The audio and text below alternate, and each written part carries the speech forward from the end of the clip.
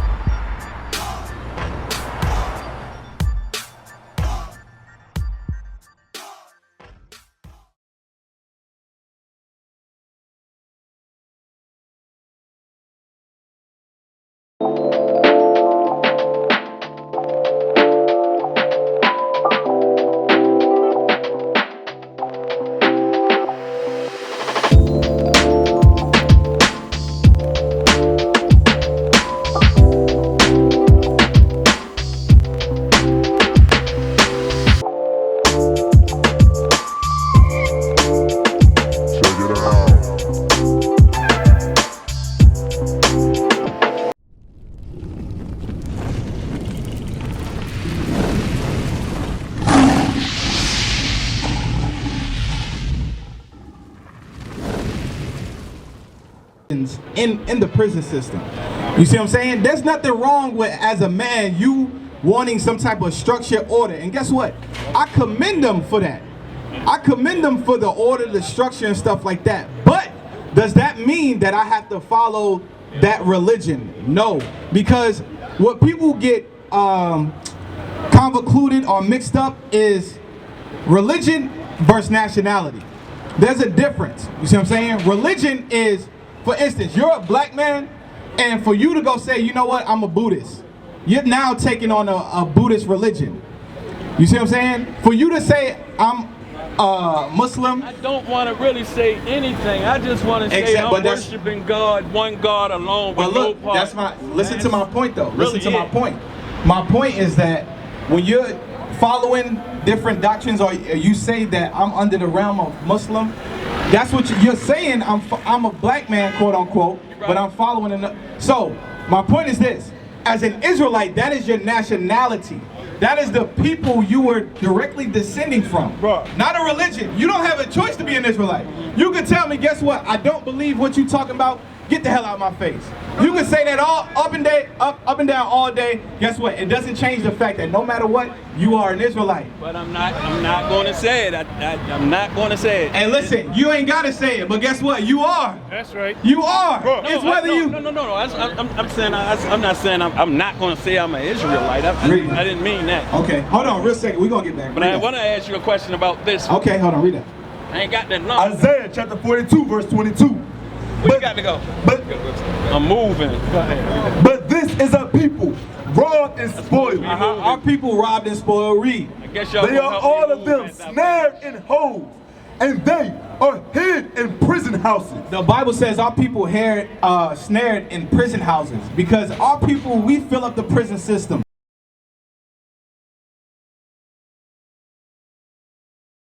You see what I'm saying? Yeah. And that's where we learn a lot of these things. Now, back to Genesis, because I wanted to talk about Abraham had Isaac and Ishmael, right? Yeah. Now, the Arab religion, that's where we learn Islam from. They come from the Arabs. That's why you have... That's what the brother...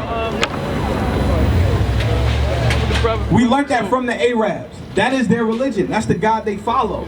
But guess what? You as an Israelite, God already gave you something to follow. Bring it up. You know Ishmael? You ever heard Ishmael? Right? Because Arabs, they acknowledge that. They know they come from the bloodline of Ishmael. You see what I'm saying? But now you got to understand that you don't come from that bloodline. You come from a different bloodline, and I'm going to show you that. Read that.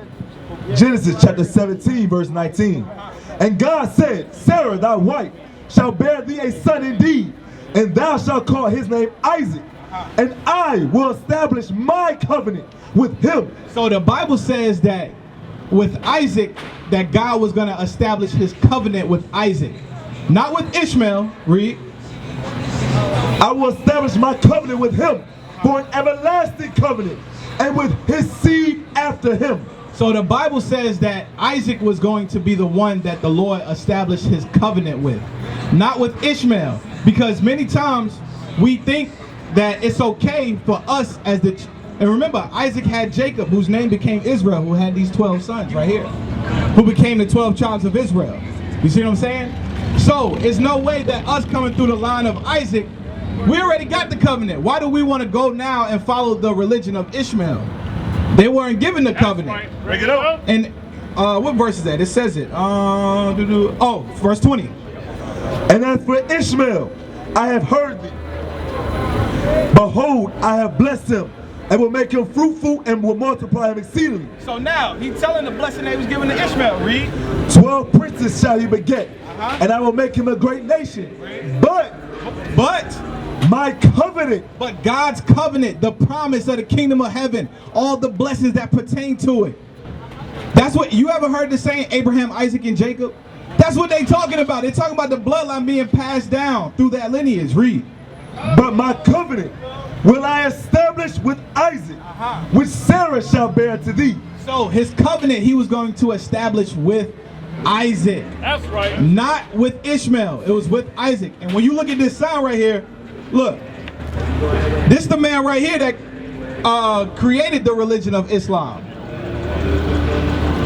The NOI. Well, Islam came 600 years after Jesus Christ, right? But this is where we know of Islam from today, is what I'm saying, right? All the Muslims today, they fall up under basically the basis of him, because he taught Minister Elijah Muhammad, who taught it on down. And guess what? Now you have, there's two sects of Islam today, right? It's the Sunni and the Shiites. 73 sects. Okay, well, however many. But my question is this: why is there a difference between you, the so-called black man, and the Arab man in terms of Islam belief? What's the difference? Yeah. Well, I mean, like, my difference is I worship one God alone. I'm gonna tell you why. Because listen, you are a totally different people from them. That's right. You a totally different nation of people, yet you're following their religion. You see what I'm saying here? When God already said that the covenant was going to be established with your people. Bring it out. So God says, give me Isaiah 34. God says, listen, I'm going to establish my covenant with your people, but I'm going to go, you say, no, I don't want that. I'm going to go over here with the Arabs and I'm going to follow their God. You see what I'm saying? Though, I actually ain't say no. See, if you don't know something, and then something hits you, then you have a... Oh yeah, why do the Arab Muslims keep the black Muslims as slaves? The brother asked me that. I mean, I have no... I don't want to speak through that, but I can speak loud enough. Okay. I don't have no clue why, that they had black slaves back then. Don't have now, right now. Yeah, right now, today. Libya, Mauritania, Saudi Arabia, right now. Hey, you know Muhammad was a camel driver? He would be today what's considered like a taxi driver. Well, he couldn't read all right. He was illiterate. And guess what? You know where he got his religion from? You know where he got his religion from? Jabril. No. Listen, he got his religion from us. There's a book called The Origins of Islam. And it talks about how Muhammad would frequent the Jews because he liked our religion. He saw that we was monotheistic. He observed our high holy days. And guess what? He copied it. That's exactly what he did, because the Arabs had a god for every day of the year. 365 days of the year, they had 360 something gods. So many idols and stuff back then. And I believe it was Allah was the supreme god at that time. So that's where the whole term Allah comes from, because they came to one consensus that, listen, we're gonna serve this one God, and guess what? Allah. Moon god. Why you think they have the symbol of the All of that, you gotta actually, where the hell does this come from? The symbol of who? The moon. The crescent? Yes. Where does that come from? Why does one time before I die I have to make a Hajj to Mecca? Why do I have to do that? What is the resemblance behind that? Because if you tell me, yo, I'm battling with Islam, I follow it, or when people say that, that's what you're telling me, is that you believe this stuff. You can't say, oh, I'm a Muslim, but I don't believe that part. That's the same thing Christians do. You have to believe No. everything. Hey, give me John 7:38. Whatever religion you in, I'm quite sure. That's why you shouldn't be in no religion. You just need to follow your nationality, the law, statutes, and commandments that God gave you. That's all you need, brother. We not teaching you no religion today. That's what I want. We are teaching you history. You want me? Okay, let me show you. Deuteronomy 28. I'm gonna show you this. Do not keep faulting me for saying religion. Hey, I'm gonna show you how the Bible is not religion. We about to show you right now. Hey, where's the one with the ships too? Get Deuteronomy 28. This is why we know the Bible to be a true book and not to be a falsified one. Read that. Deuteronomy 28. Start at verse. Let's start at verse 1 so we know who we are talking to. And I want you to listen to Larry. Larry, right? All right. Read that. Deuteronomy chapter 28, verse 1. And it shall come to pass, if thou shalt hearken diligently unto the voice of the Lord thy God, to observe and to do all his commandments, which I command thee this day. So Moses, y'all know the story of Moses and the Israelites, right? Moses going to Pharaoh, let my people go, us coming out into the wilderness, right? So now Moses gets the commandments from God. And Moses tell us, listen, the Lord say, if we do what the hell he tell us to do, then we're going to be blessed on high. We're going to be the good. Remember we read earlier about how we his chosen people. This whole world created for you. But the flip side of that coin is what? The curses. If you don't listen, the same thing y'all got kids? So we being punished. It's the same thing you would apply to your kid. Now God says, if you don't do what I say, I'm going to put curses on you, right? Read that. Start at verse 37. Deuteronomy chapter 28, verse 37. And thou shalt become an astonishment, a proverb, and a byword among all nations, whither the Lord shall lead thee. The Bible says that we was going to become an astonishment, a proverb, and a byword. You know what that means?